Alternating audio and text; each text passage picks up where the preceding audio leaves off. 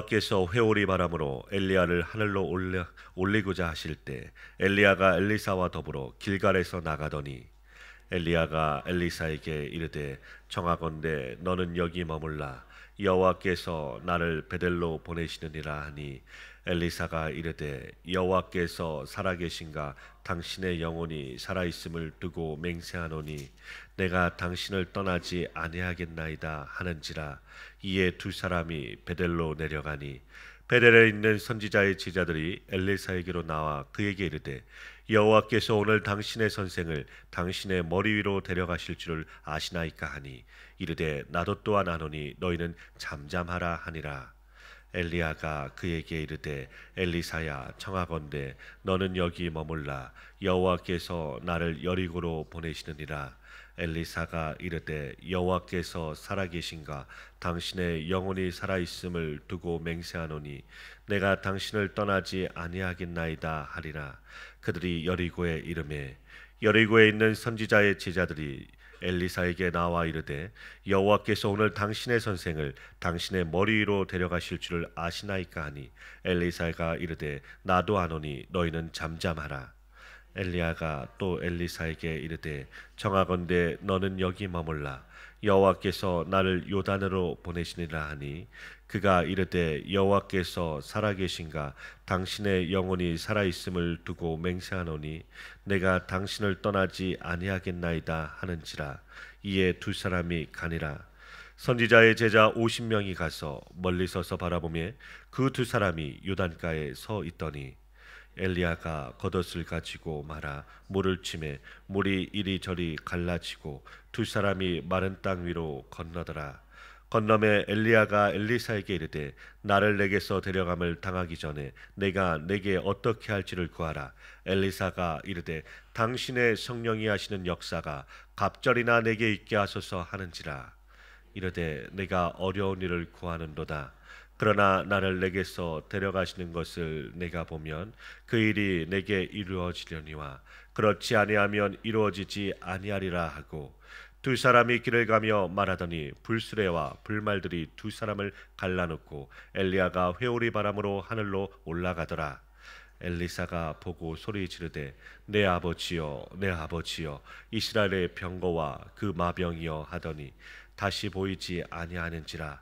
이에 엘리사가 자기의 옷을 잡아 둘로 찢고 엘리야의 몸에서 떨어진 겉옷을 주워 가지고 돌아와 요단 언덕에 서서 엘리야의 몸에서 떨어진 그의 겉옷을 가지고 물을 치며 이르되 엘리야의 하나님 여호와는 어디 계시나이까 하고 그도 물을 치매 물이 이리저리 갈라지고 엘리사가 건너니라. 아멘. 오늘 본문 말씀 속에 북이스라엘과 바알과 아세라를 섬기는 자들이 많이 있었음을 알게 됩니다. 그러나 하나님의 선지자 학교의 학생들도 상당히 있었음을 보게 됩니다. 그들은 엘리야를 여호와께서 회오리 바람으로 하늘로 올리고자 하시는 것을 알았습니다. 그래서 길갈에서 엘리야가 엘리사와 함께 나갈 때 엘리야가 엘리사에게 길갈에 머물고 있으라고 합니다. 엘리야는 자신을 여호와께서 베델로 보낸다고 합니다. 그러자 엘리사는 여호와의 살아계신가 당신의 영혼이 살아있음을 두고 맹세하니 당신을 떠나지 않겠다고 합니다. 이에 두 사람이 베델에 가니 베델에 있는 선지자의 제자들이 엘리사에게 나와 여호와께서 당신의 선생을 당신의 머리 위로 데려가실 것을 아느냐고 말합니다. 그러자 엘리사가 나도 또한 아노니 너희는 잠잠하라 말합니다. 본문 4절부터 5절 말씀입니다. 앞에 읽은 본문과 패턴이 같습니다. 그러나 장소가 달라짐을 봅니다. 엘리야는 베델에서 여리고로 간다고 하면서 엘리사를 떼놓으려고 합니다. 그러나 엘리사는 같은 말로 떠나지 않겠다고 합니다. 본문 6절 말씀입니다. 엘리야가 또 엘리사에게 이르되 청하건대 너는 여기 머물라 여호와께서 나를 요단으로 보내시느니라 하니 그가 이르되 여호와께서 살아계신가 당신의 영혼이 살아있음을 두고 맹세하노니 내가 당신을 떠나지 아니하겠나이다 하는지라. 이에 두 사람이 가니라. 아멘. 같은 패턴이 3번이나 반복이 되는 것을 보고 있습니다. 이제 장소가 여리고에서 요단으로 바뀌게 됩니다. 본문 7절부터 11절 말씀입니다. 우리가 잘 아는 내용이지만 우리는 성경이 도대체 무엇을 증거하고자 하는지 알고서 보아야 되는 말씀입니다.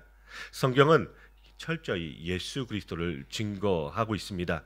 그러므로 구약의 엘리야와 엘리사도 그리스도의 영이 임하여 그리스도를 증거하고 있는 것입니다. 우선 장소를 보겠습니다.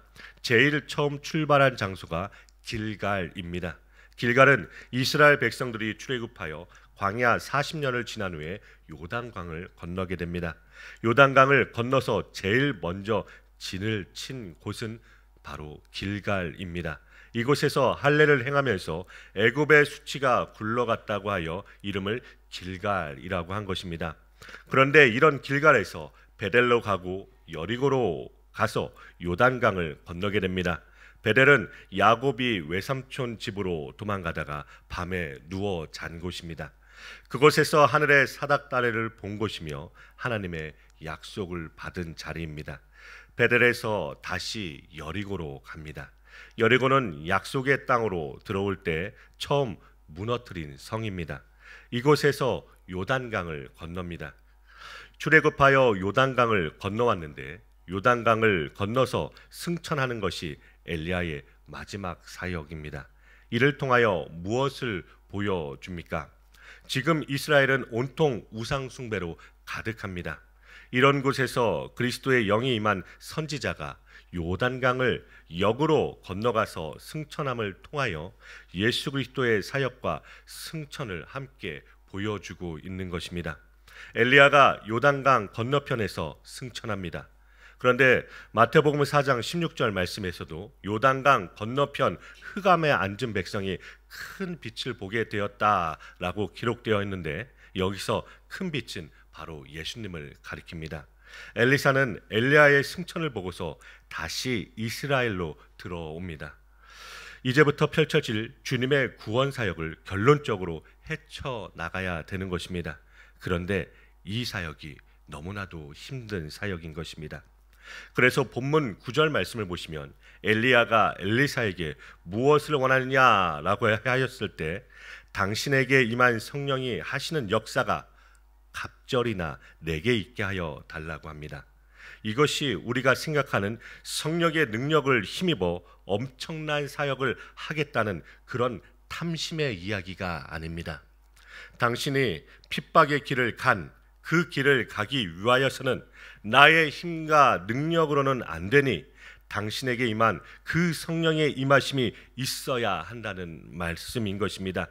그리고 갑절이라는 것은 장자의 몫이 갑절이라는 것입니다. 이스라엘의 장자는 혈통의 서열보다 희생하는 자가 장자입니다. 그러므로 수많은 제자들이 있지만 자신의 스승 엘리야가 간 그 희생의 길로 가겠다는 것입니다. 여기에 대하여 엘리야가 10절에 답하기를 네가 어려운 일을 구한다고 합니다. 이것은 성령이 갑절이라 역사하는 그것이 어렵다는 말이 아닙니다. 성령이 임하는 것은 사람이 구한다고 되는 것이 아니기에 그것은 불가능합니다. 그러면 무엇이 어렵다는 말씀입니까? 하나님의 성령이 임하여서 가야 하는 그 길이 바로 어렵다는 길입니다. 어렵다는 말입니다. 엘리야는 엘리사에게 지금 그런 어려운 길을 가겠느냐고 하는 것입니다. 그리고 하는 말이 나를 내게서 데려가시는 것을 네가 보면 그 일이 내게 이루어질 것이지만 그렇지 않으면 이루어지지 않을 것이라고 합니다. 그리고 그 두 사람이 길을 가는데 불수레와 불말들이 두 사람을 갈라놓고 엘리야는 회오리 바람으로 하늘로 올라간 것입니다. 요한복음을 보면 14장부터 예수님께서 떠나신다고 말씀하십니다. 그러자 제자들이 근심이 많아집니다. 그러나 예수님이 떠나심으로 성령이 오시기에 떠나는 것이 유익하다고 하십니다. 우리가 보는 오늘 본문의 엘리야와 엘리사의 이야기가 예수님의 이 이야기와 다른 이야기가 아닙니다. 구약의 선지자들이 그리스도의 영으로 이런 일을 함으로 지금 예수님께서 이루실 일을 미리 보여주고 있습니다. 그러므로 엘리야의 승천으로 엘리사가 성령의 일하심이 임하듯이 예수님께서 십자가를 지시고 부활하셔서 승천하심으로 성령이 임한 것입니다. 그러면 엘리야는 언제 죽은 것으로 상징이 되는 것입니까? 요단강을 건넌 것입니다. 물속에 들어갔다가 나오는 것은 홍해에서도 세례라고 합니다. 그러면 요단강은 약속의 나라로 들어가는 것입니다. 그런데 엘리야는 그 약속의 땅에서 역으로 요단강을 건너는 것입니다. 이것이 누가복음 9장에서 말하는 별세라는 것입니다. 우리에게도 성령이 임하면 이 세상에서 별세를 꿈꾸게 됩니다. 그리스도의 몸으로 별세를 꿈꾸는 것입니다. 다시 본문 10절을 보겠습니다. 네가 어려운 일을 구한다고 합니다. 이것은 성령이 하시는 역사가 갑절이나 내게 있게 하여 달라는 말에 대한 엘리야의 말입니다. 이것은 예수님의 승천과 성령을 부어주심을 통하여 예수님의 제자들이 예수님이 가신 그 십자가의 길을 간 것처럼 제자들도 그 길로 가게 되는 것입니다. 마태복음 20장 22절 말씀입니다. 예수께서 대답하여 이르시되 너희는 너희가 구하는 것을 알지 못하는도다. 내가 마시려는 잔을 너희가 마실 수 있느냐? 그들이 말하되 할 수 있나이다. 아멘. 엘리야가 성령의 역사를 갑절이나 구하는 엘리사에게 한 말이 예수님의 이 말씀과 겹쳐지고 있습니다. 너희가 구하는 것을 너희가 알지 못한다고 하시면서 내게 주는 잔을 마시겠느냐고 하십니다. 그러자 제자들이 마시겠다고 합니다. 그때 예수님은 그 잔을 마신다면 마시겠지만 그러나 내 좌우에 앉는 것은 내 아버지께서 예비한 자들에게 주어질 것이라고 하십니다. 그러시면서 예수님께서 이 말씀의 결론을 예수님이 마시는 잔은 십자가의 길이며 죽음의 길입니다. 이 길이 엘리야는 어려운 길임을 알기에 엘리사에게 말하는 것입니다. 그러므로 엘리야가 승천을 통하여 엘리사에게 전달되는 능력은 고난과 핍박과 죽음의 길입니다. 이것이 능력입니다. 예수님께서 부활 승천하셔서 제자들에게 부어주신 그 성령도 예수님이 가신 그 죽음의 길로 가게 되었습니다. 그러므로 참된 하나님 나라의 능력은 십자가를 통한 섬김에 있는 것입니다. 우리는 예수님으로부터 영원히 섬김을 받는 자들입니다. 이런 자들이 함께 모인 곳에는 그 섬김의 능력으로 인하여 서로 섬기는 일이 일어나는 것입니다. 갈라디아서 6장 2절 말씀입니다. 너희가 짐을 서로 지라 그리하여 그리스도의 법을 성취하라. 아멘.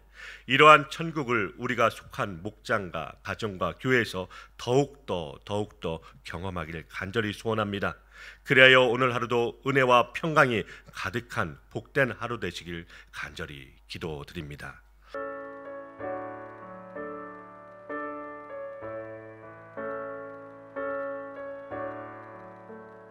내 모든 시험 무거운 짐을 주 예수 앞에 아뢰이며 근심에 쌓인 날 돌아보사 내 근심 모두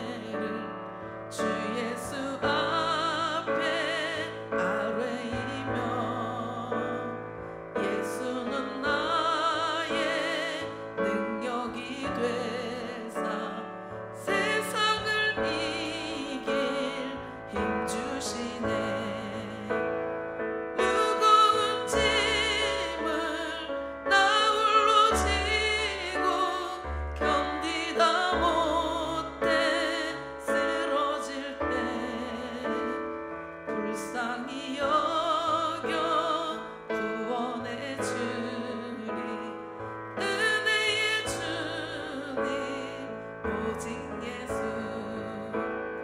무거운 짐을 나 홀로 지고 견디다 못해 쓰러질 때 불쌍히 여겨 구원해 주리